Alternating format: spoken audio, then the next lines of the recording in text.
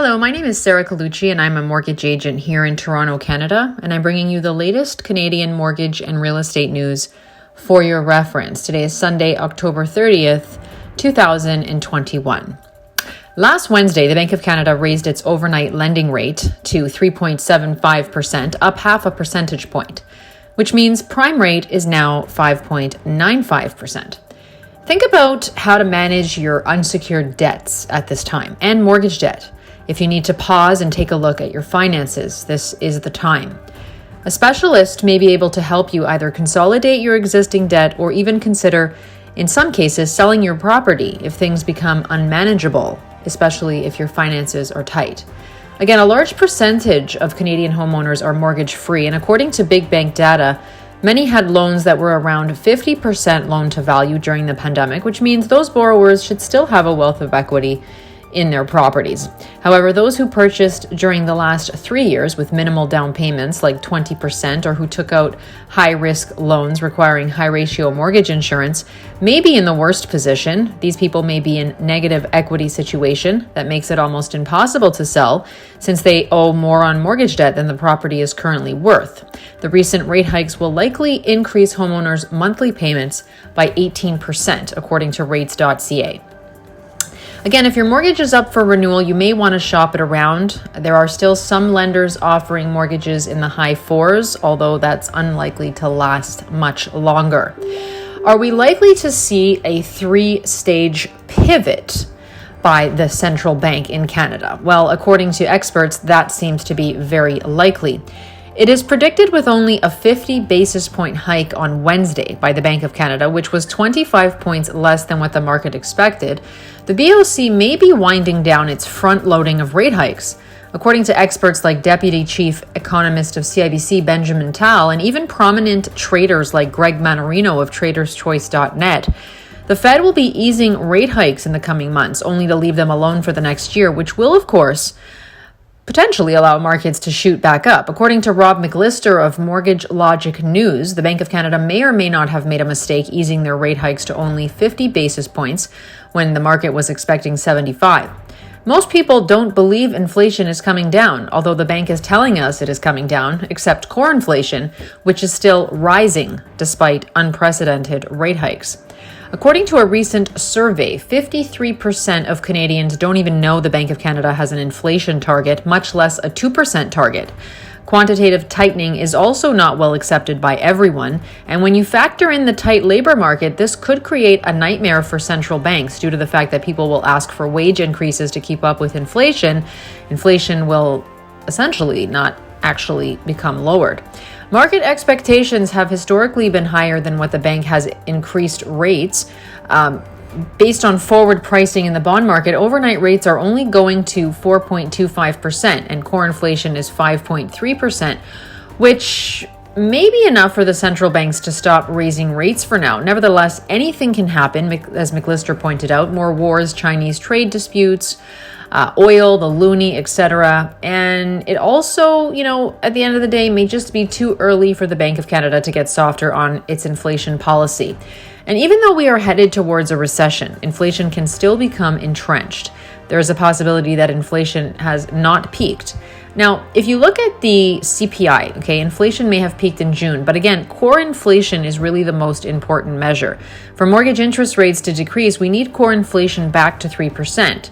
Prime could surge like it did in 1981, and if that happened again, prime rate could go to 6.75%. So when it comes to rates, we should all just prepare for the worst.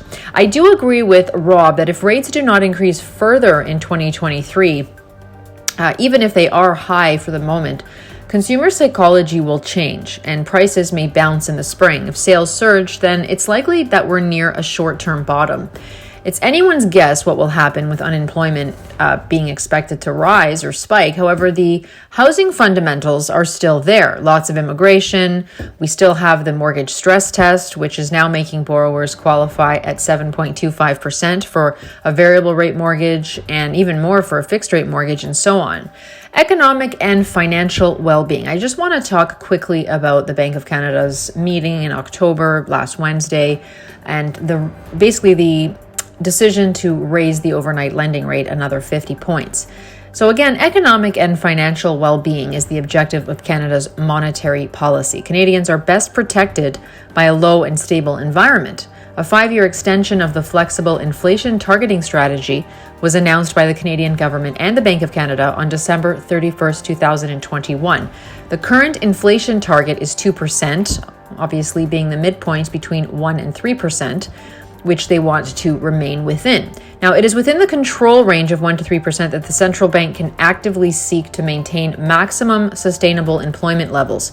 Inflation expectations will be anchored at 2% using this flexibility.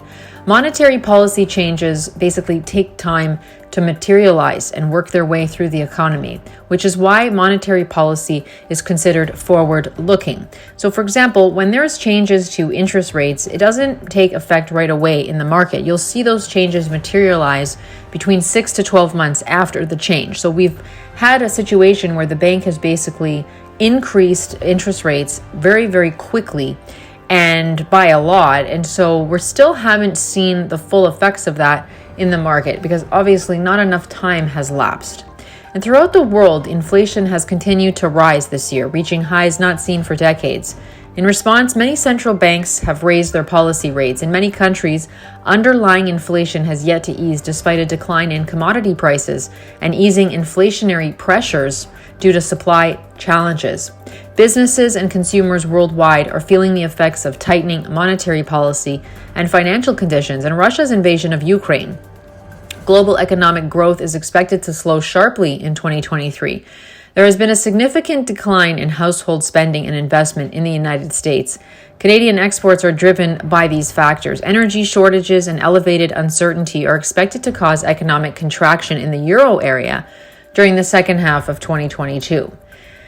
As China's economy recovers from the most recent round of lockdowns due to the COVID-19 pandemic, the property market correction continues to stifle growth. Global financial conditions have been affected by the rapid rise in U.S. policy interest rates and the surge in the U.S. dollar. There are rising debt servicing costs for many emerging market economies, with some developing economies having difficulties servicing their debt. Many countries experience inflationary pressures due to the appreciation of the U.S. dollar. In 2023, the Bank of Canada projects global growth to decline from roughly 314% in 2022 to only 112%. If the COVID-19 pandemic and the 2008 to 2009 global financial crisis are excluded, this would be the slowest rate of global growth since 1982. Despite tighter monetary policy and tighter financial conditions, growth is expected to pick up around 212% in 2024.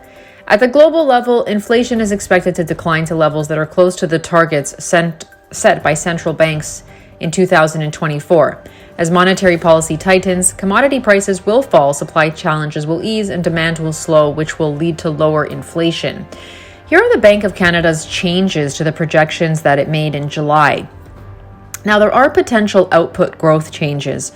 The negative effects of supply chain disruptions on productivity and labor market mismatch that previously assumed to be temporary are now assumed to be permanent by the Bank of Canada. Financial conditions are tighter and wealth is lower than expected. Household spending has consequently been revised down. And as a result of lower commodity prices and weaker foreign demand projections, exports have been revised downward as well. These effects are partially offset by the depreciation of the Canadian dollar. It is expected that business investment will decline this year due to tighter than expected financial conditions, weaker foreign demand, and the recent depreciation of the Canadian dollar, which has raised the price of imported machinery and equipment in Canadian dollars. Inflation in the Consumer Price Index, CPI, is expected to be lower than previously predicted in 2022 and 2023.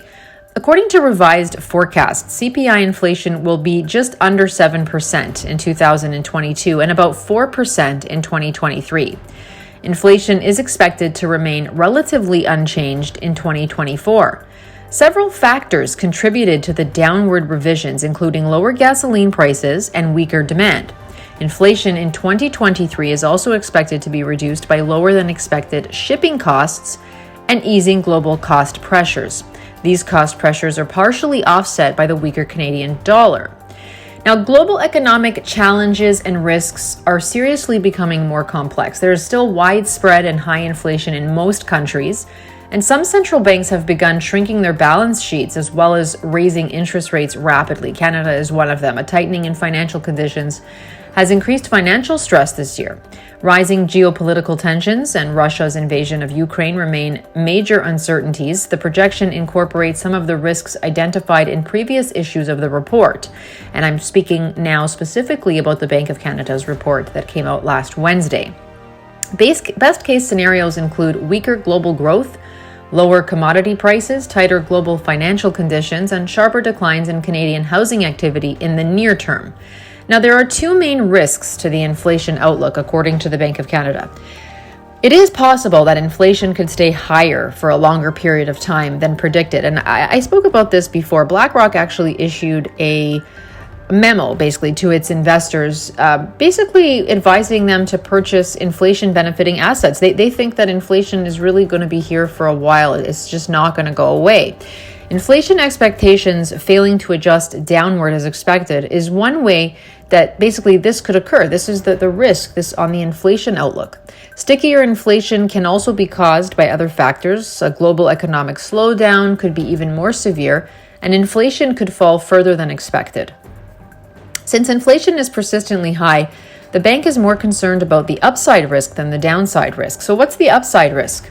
Well, high inflation that persists could persist at a higher rate than expected. Global or domestic channels could pose this risk. There are some global factors responsible for recent high inflation that could last longer or have a greater impact on consumer prices than expected. Price spikes in oil, for example, natural gas and agricultural products could result from an intensification of supply disruptions caused by Russia's invasion of Ukraine. Increased geopolitical tensions may prolong supply chain disruptions, creating higher prices for internationally traded goods. It is also possible that domestic factors will keep inflation high. The pandemic has increased short-term inflation expectations. The inflation rate will remain higher for longer if these expectations persist longer than expected. Additionally, households may tap into their higher levels of saving more than anticipated. Inflation would be pushed higher by increased household spending. Now, the downside risks are basically global financial vulnerabilities that could amplify the impact of tighter monetary policy in many countries, leading to a severe global slowdown. There is a high level of debt in many countries, including sovereign debt, non-financial corporate debt, and household debt. There is also vulnerability associated with significant external borrowing in US dollars for several emerging economies. Lower levels of liquidity have made some funding markets more fragile. Therefore, it is possible for higher risk borrowers to face funding strains and a prolonged period of deleveraging as a result of an abrupt repricing of risk. Consequently, commodity prices are likely to fall and a global slowdown will be more severe. Foreign demand could be weaker, terms of trade could fall, and spillovers could affect the Canadian economy. The resulting tighter financial conditions and higher unemployment could undermine homebuyer sentiment and lead to a larger than expected drop in house prices. This in turn could reduce household wealth, access to credit, and consumer confidence. The best case assumes that the spike in goods prices since the beginning of the pandemic will persist. In the event of a slowdown, however, these prices could decline if global growth proves to be more severe than anticipated. So basically, either everything goes up or everything goes down. So those are the two things that could happen here. But again, a lot of the, financial experts and even some of the people that I've been reading and listening to, they seem to think that inflation will be persistent, that there's not going to be this massive slowdown. In fact, things are just going to get even more expensive. And you can see that they haven't really put a dent in core inflation with the rising interest rates. So I'm leaning more to that, but I would be interested to hear what you have to say or read what you have to say in the comments below. Now, a sharper slowdown, especially in the US, may result in retailers offering deep discounts if they have too much inventory. Now, some local news, some provincial news for Ontario. Since October 25th, the non-speculation tax rate in Ontario has increased to 25%. As home ownership becomes more and more out of reach, foreign real estate is eating into Canadians' buying power. Now, this tax is intended to discourage foreign speculation in Ontario.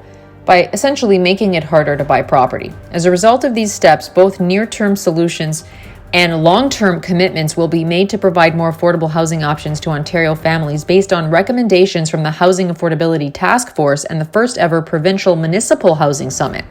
By limiting relief eligibility to newcomers who commit to stay in the province long-term, the provincial government is also eliminating loopholes. And here's some stats with respect to the real estate market. In August, there were a little more than 5,600 home sales, down 34.2% year over year, according to the Toronto Regional Real Estate Board. Whether higher interest rates or falling prices, prospective home buyers are weighing current conditions.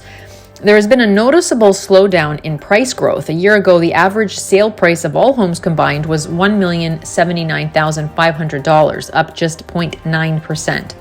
Treb also pointed out an important point. The average selling price also rose slightly month over month, while the HPI composite dipped compared to July.